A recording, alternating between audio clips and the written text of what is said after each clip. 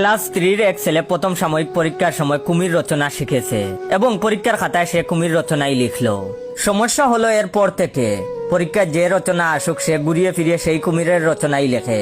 যেমন একবার পরীক্ষায় গরুর রচনা আসলো, ছাত্র তখন লিখলো গরুর রচনা।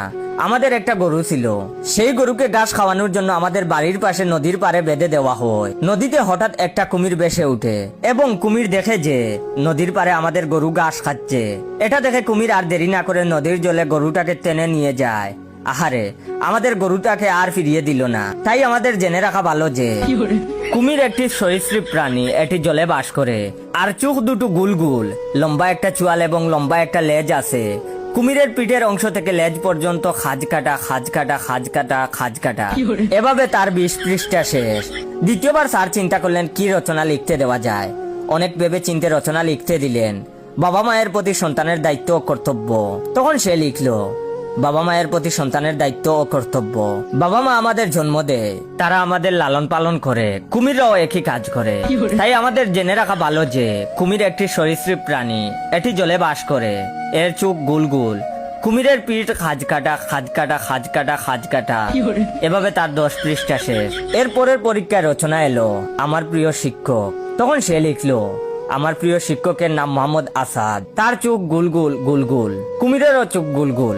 জেনে রাখা ভালো যে কুমির একটি সরীসৃপ প্রাণী, এটি জলে বসবাস করে। এর চোখ দুটো গুলগুল, লম্বা একটা চোয়াল এবং লম্বা একটা লেজ আছে।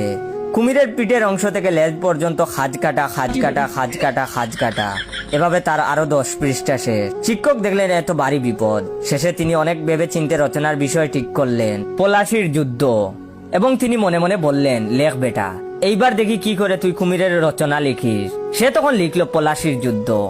1757 সালে পলাশির প্রান্তরে ইংরেজ এবং বাংলার শেষ স্বাধীন নবাব সিরাজউদ্দৌলার মধ্যে যুদ্ধ সংগঠিত হয়েছিল।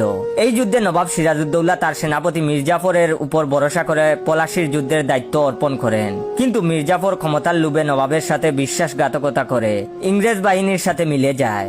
ফলে বাংলার ক্ষমতা ইংরেজদের হাতে চলে যায়। নবাব সিরাজউদ্দৌলা মূলত মির্জাফরকে দায়িত্ব দিয়েছিলেন বলেই মির্জাফর ক্ষমতার লোভে ইংরেজদের সহযোগিতা নেয়। ফলে ইংরেজরা স্থায়ীভাবে বাংলার ক্ষমতা দখল করে নেয়।